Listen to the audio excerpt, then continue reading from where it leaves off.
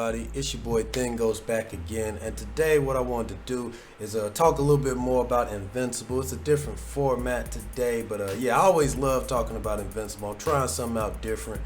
This should hopefully be the start of many more videos like this, especially if I'm going to be doing a lot more deeper breakdown type videos about Invincible, different characters, situations, worlds, comics, and when the show drops, that's going to be a whole different ball game. But as you already know, this is one of my favorite series of all time.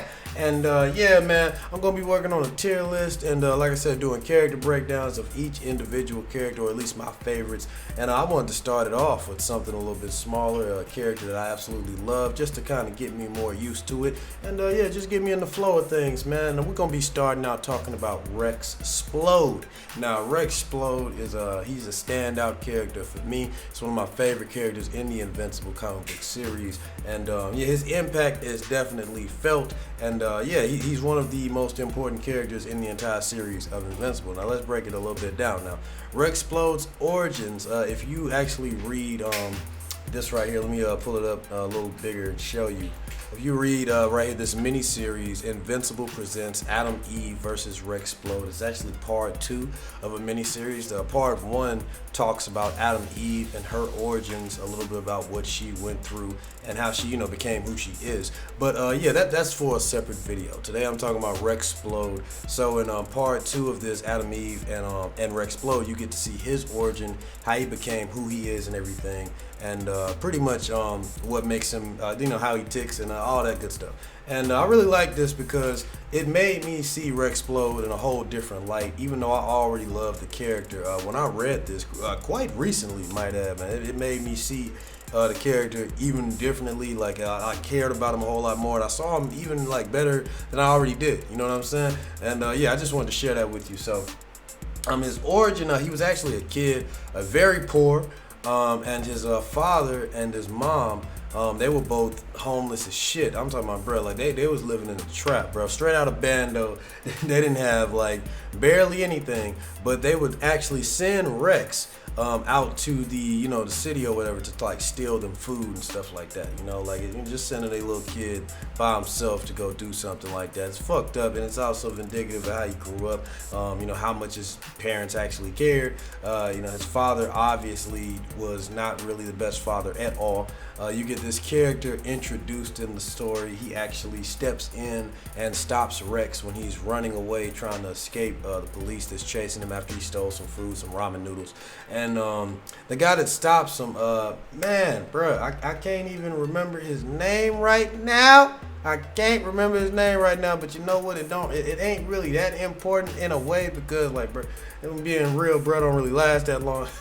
But he does have a huge influence on Rex's life. Now, in the spirit of me just trying to be detailed and everything, I hate that I can't remember his name. But don't worry, I'll just pop that shit up in edits. You know what I'm saying? Like, I'll just pop his name up, whatever, when I figure it out. But or just yell it later because sometimes shit just pop up in my head like as I'm talking about shit. But yeah, man. So this guy, he goes to Rex's family's house, and he brings steak dinners. And he literally asks Rex's father, he said, look, I'll give you money, I'll give you everything you need, I'll hook you up, man, I'll set you up good, man. We got you, bro. Like, we're gonna make you straight, man. Sorry I keep wiping it, it's real hot up here. But he like, I can get you food, place to live, like we can get your life back on track, but you know what I'm saying, I just want one thing. And Rex's dad just like, I guarantee you, I don't have nothing that you want. And he look at his son, he like, oh, you want the boy? He like, man, you got yourself a deal. So I say Rex Splode, but his real name was Rex Sloan. And yeah, so Rex ended up getting taken in by this gentleman, a government official, not Cecil. Now, if you're a fan of Invincible, I know you might think it's Cecil if you don't know, but no, it's not Cecil. It's this other guy, right? And he's a little more shadier character. And this guy, he takes in Rex, and he pretty much gives him a place to live, and like at a government facility, and he trains him on pretty much everything. He trains him on how to fight, how to be, agile, how to use different forms of, weaponry and everything. Just trains Rex to be very adaptable and also very capable in being able to handle himself. And he turns him pretty much into a super soldier as well. And, he gives him these abilities to, he opens up his, like Rex has these things in his wrist, right? he opens up his forearm and he puts in like this machinery, like this device that allows Rex to charge any inorganic matter. Like I don't know if you ever read the comics or anything, but for those of you who don't know, Rex, when he touches objects, he can actually charge them and turn them into explosives. Now, it doesn't work with organic matter. It doesn't work with plants or people or anything like that. But let's say, for example, if he holds a golf ball, he can charge it and then he can throw it, and then if it hits something, boom. And the greater the force, you know what I'm saying, and the greater the explosion. Now, I don't know if I'm explaining his powers right to a T, because sometimes there's been cases where, you know, like he'll charge something, and if somebody just touched the shit, they'll explode. So I don't know if it's like where if he throws something, you know, it explodes. Like the harder he throw it, it'll explode just from him, or if he charges something and somebody else touch it, they explode. Because there's a lot of different cases, man. You know, you get a demonstration shown in this origin where he accidentally charges somebody this guy's glasses. The guy just touched the glasses, and his whole head explodes. You know, you can see it in this shot right here. Boom. That's the shot right there. You know. And look at that damage right there. And he didn't slap the glasses. This dude just touched his glasses, man. That's the, I know you can't see how he looked, but that's the guy who actually took him in. I know I'm getting a little ahead of myself. Don't worry, I'll work myself up to it. But that's the guy who took him in and did this to him. This is how he gave him his powers right here. So, you know, you can see Radcliffe. That's his name right there, motherfucker. His name is Radcliffe, man. The guy, he's right, bald-ass headed motherfucker. But this is what he did to Rex right here.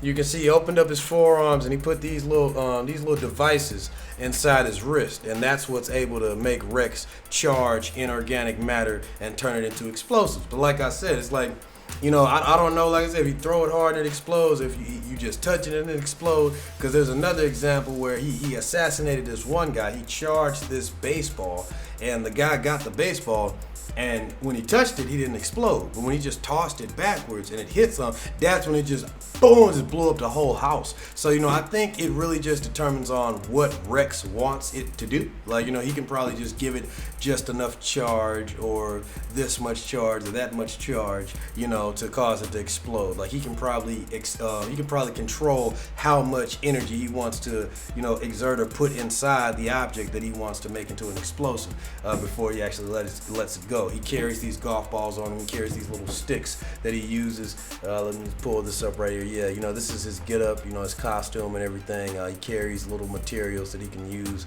and throw around as explosives.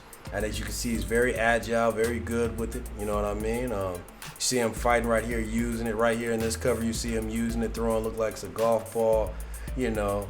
So yeah, man, the guy is he's very resourceful, very agile, and he also has he's kind of a douche, if I'm keeping it real. He's a little bit of a Chad, you know, which is why I figured if somebody was to do his voice, when you figure out the people that's going to be doing the voice cast in the show, and you see that Seth Rogen is going to be in there, I say, like, Seth Rogen is definitely going to be doing the voice of Rexplode, either Rexplode or Alan the Alien, bro. I'm telling you right now, he's either going to be doing the voice of Rexplode or Alan the Alien. I can't see him doing nobody else's voice, bro. You know what I mean? And that would be a perfect fit. Now, Rex, he's manipulated by oh my gosh, why can't I remember this guy's name at all? Let me pull it up again.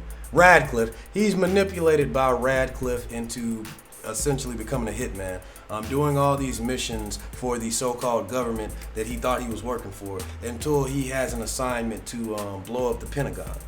Now, he's just like, what the hell? We supposed to be the good guys. Like, I thought we was already part of the government. Why would the good guys want to blow up the Pentagon? That seemed a little fucked up, right? You know what I'm saying? You part of the government. Why you want, you know what I'm saying? Why you want to blow up the Pentagon, bro? So that made him start asking questions, and he ended up going out, kind of like just trying to think. Went out on a little bender, bro, and he randomly bumped into Adam Eve. That was his first meeting. Now, Adam Eve was fighting against a lesser, like a C-level villain.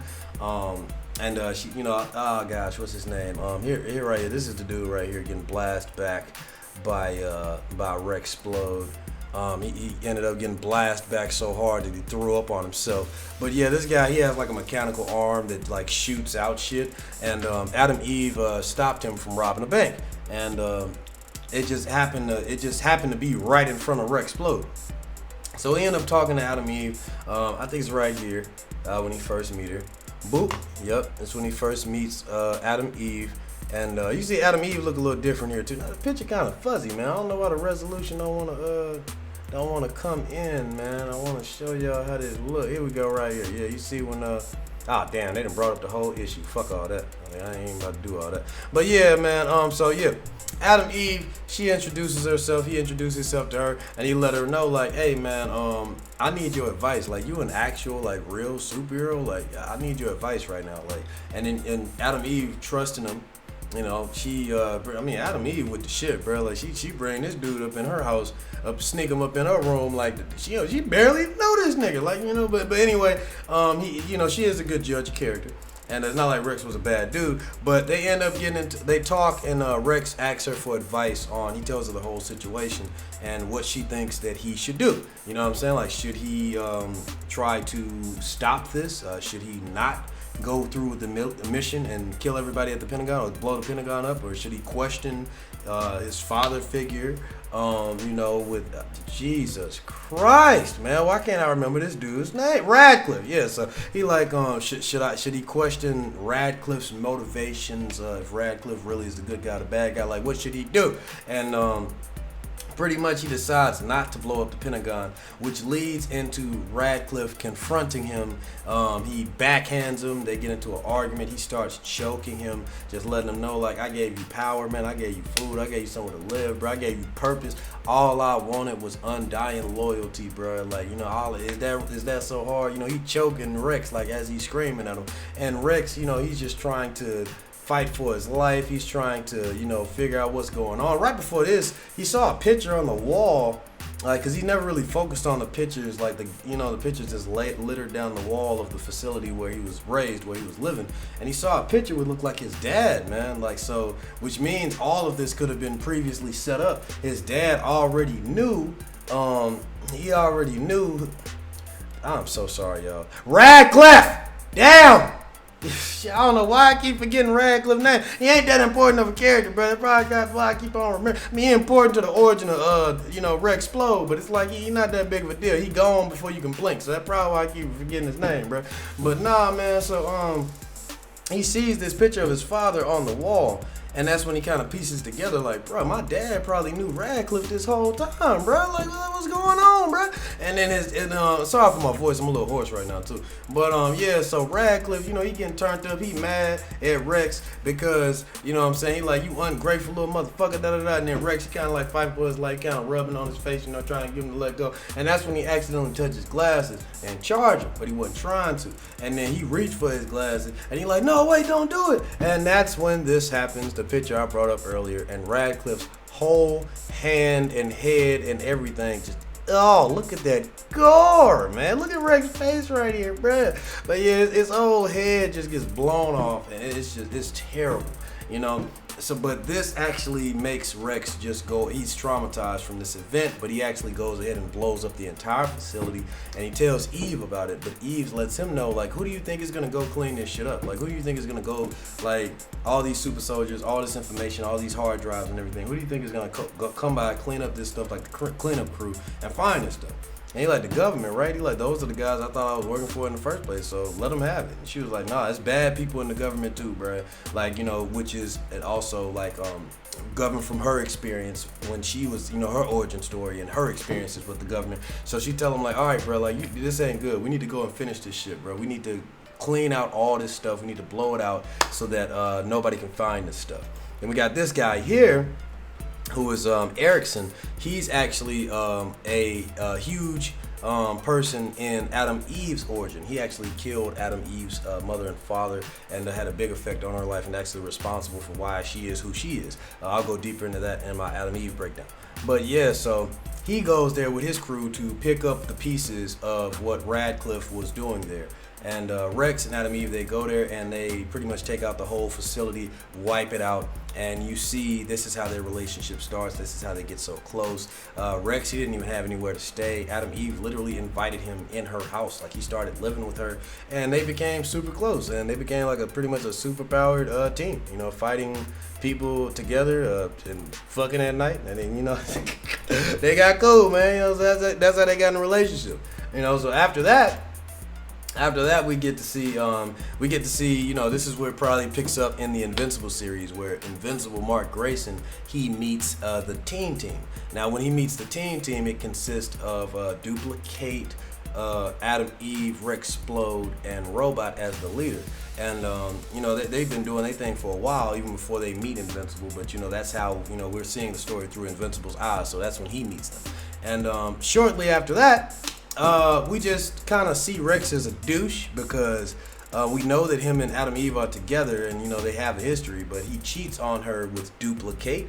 Now, you know, he has his reasons for doing what he's doing, I'm sure. But Duplicate, as her name suggests, she has the ability to multiply into multiple versions of herself. So the temptation was there, bro. Like, you know, but after seeing what Eve did for Rex and what they went through, yeah, it's kind of fucked up. It's fucked up. I'm not even gonna lie, man. Like, Rex shouldn't have did that. Before knowing the origin, I was just like, I mean, yeah, it was still wrong, but, you know, Rex, you know what I'm saying? He was just trying to, you know, Rex just was a little curious, you know what I'm saying? But it was fucked up still. But after knowing what the origin, you really see, like, damn, Rex, you really screwed up. You had you a good one. You shouldn't have did that, bro.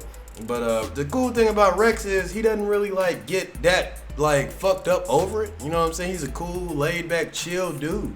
And you know, when Adam Eve ends up getting with Invincible, he actually supports it. You know, he pushes her into it. You know, he pretty much is happy for it. Tells her, like, Invincible's a great guy, man. Like, you know, you should definitely go for it. You know, like, he's a cool dude. Like, he's a real cool dude, man. Like, he shipped them way before everybody else did. You know what I'm saying? Like, bro was a good dude. Like, he was a good sport about it. So I gotta give Rex that.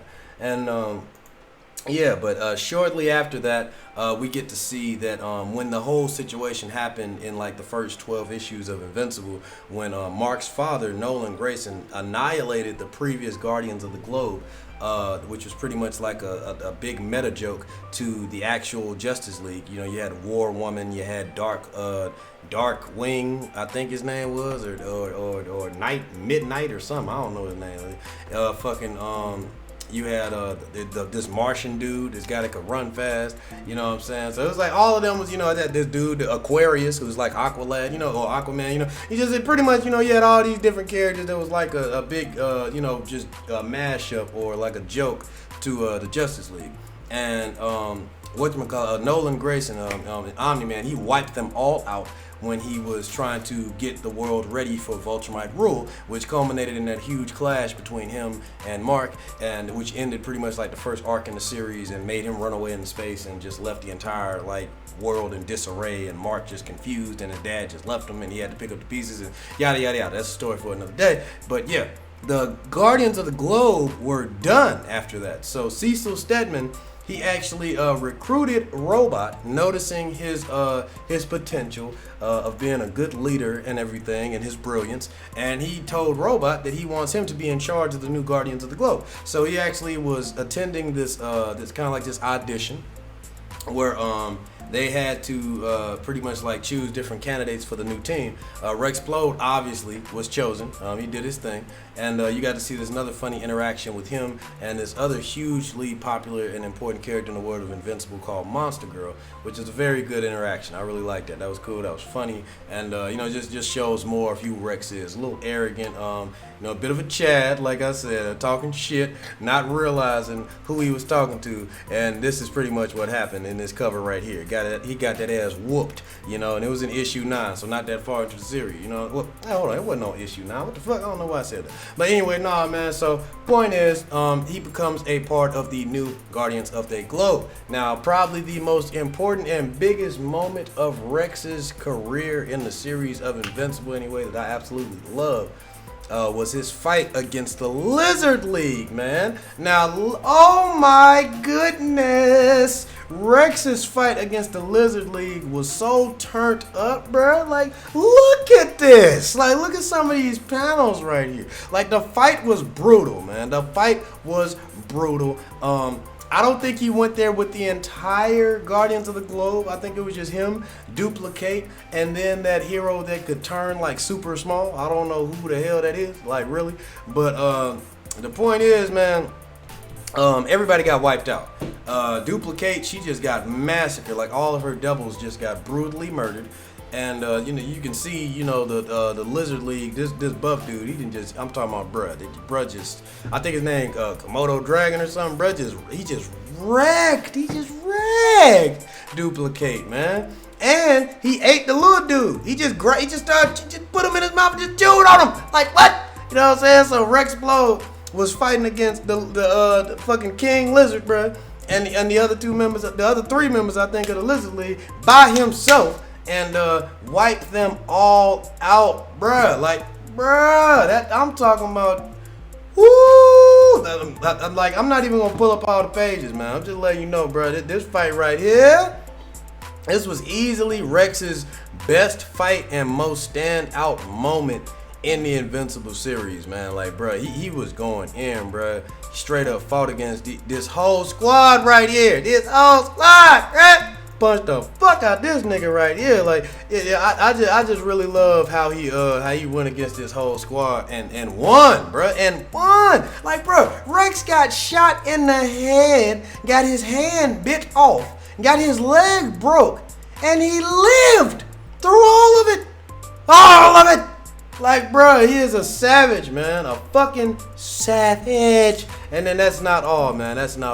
So he also had a pretty dope moment, another, you know, little highlighted moment. I thought it was cool just for the character's sake. Him and Invincible, they actually fought against Duplicate's brother, Multi-Paul.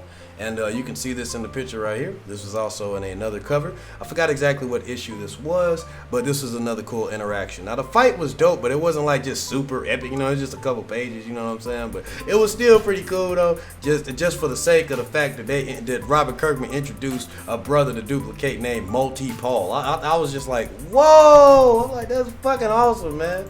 You know what I'm saying? Like, that's just so cool and creative, bro. But yeah, so after that, man, we gotta get to the meat of the stuff. We gotta get to the meat, bro. To the meaty, the nitty of the gritty, and the saddest of the sad, bro. So yeah, man, Rex Splode actually gave his life during the Invincible War. Now, I think the Invincible War was around like issues 50-ish, 50-something like that, because it was right before the Conquest fight, and the Conquest fight wasn't even in the hundreds, like, you know what I'm saying? So it's like the Conquest fight, like right at the start of Compendium 2, you know what I mean? So it's not probably like in the 50s, 60s, you know, it's like in the middle of the hundreds of the series, bro. You know what I'm saying? Like, so he died, like he made it a while in the series, yeah. But in the grand scheme of things, like as long as the series is, he did kind of die earlier off in the series. But his presence is never gone. He's always felt. And what he did saved everybody. He literally sacrificed himself to take out one of the Invincibles that came from an alternate dimension and was just fucking up the Guardians of the Globe. And you can see here that he actually told Robot to get everybody out, keep them safe. And what he did was he used his powers of being able to turn, you know what I'm saying, like inorganic matter or whatever the fuck into bombs. He literally turned his own exoskeleton, bruh. Like the fucking... He turned that shit into a bomb, bro. I don't know if he did it with his wrist, like the shit that's in his wrist, or if he did it with his exoskeleton. I think he did it with his whole exoskeleton, bro. He blew himself up, thus blowing up Invincible, one of the Invincibles that was as well. And that was an epic moment, and that was unfortunately where Rex Splode actually died. And cool thing about this, last thing I'm gonna say before I start to wrap this video up. After he, it's another thing I'm gonna say too. After I finish this, I'm gonna say another heartwarming moment that I forgot. But yeah. So Rex Splode, after he gives his life to save everybody and everything, and he kills that Invincible, Robot, another character that I can't wait to do my character breakdown of Robot. That's gonna be probably like a 3-parter right there.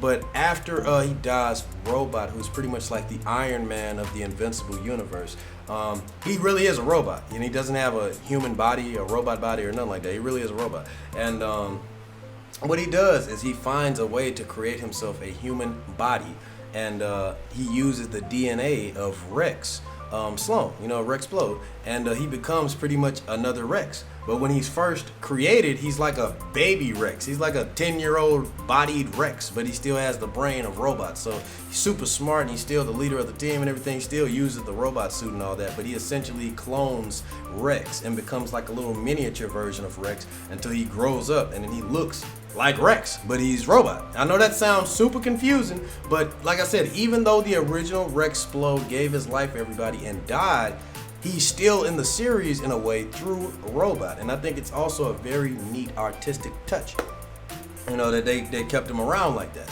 Now, another heartwarming moment that I wanted to bring up about Rex Splode that I really thought was fucked up, man, but I just wanted to just talk about it real quick before I close this video out, is that at the end of Adam, Eve, and Rex Splode's story, their little origin, you get to see Rex. He actually looks up where his father and his mother have gone, like where they ended up after his dad pretty much sold him away to what's brother name, man? I just always forget his name, man. I always forget his name. Radcliffe. After his father sold him to Radcliffe, he pretty much tries to look up where his father and his mother ended up. So he finds them, goes there, and he's gonna blow the damn house up. He mad as fuck. He want to kill his dad for all for what he did to him and shit. But he and lying to him, when he found out that picture was on the wall and everything, that he knew Radcliffe the whole time. But no, what he does is he actually sees his father enjoying Christmas in a nice house, clean shaven, not looking like a bum like he grew up to see. His mom looks great, and they have a baby daughter, and they're just happy. It's just like the picture of happiness, and it really breaks Rex's heart because he never had that. And he just can't bring it upon himself to blow the house up.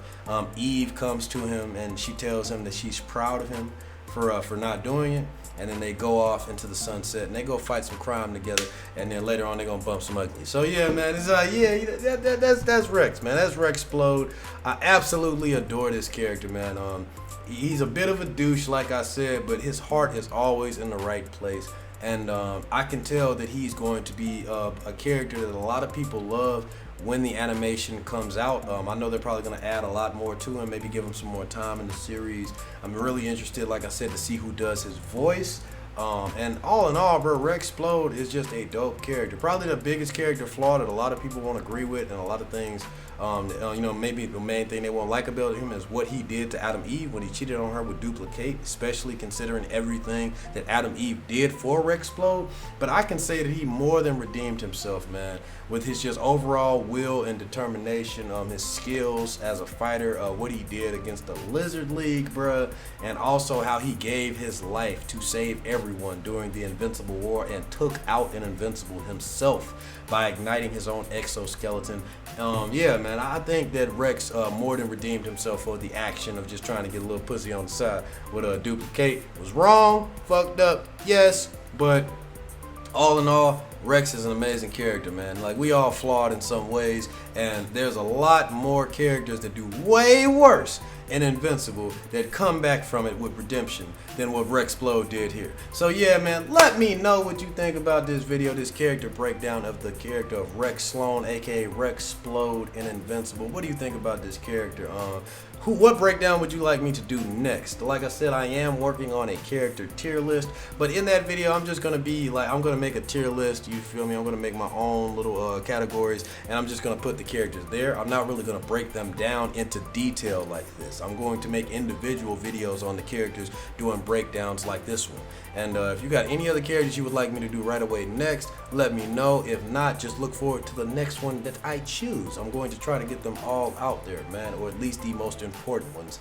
And yeah, can't wait for this show. Hope you're having a good day, night, wherever you are. If you're an Invincible fan, man, let me know what you think, bro. Let's talk about it, man. Until next time, guys. Peace.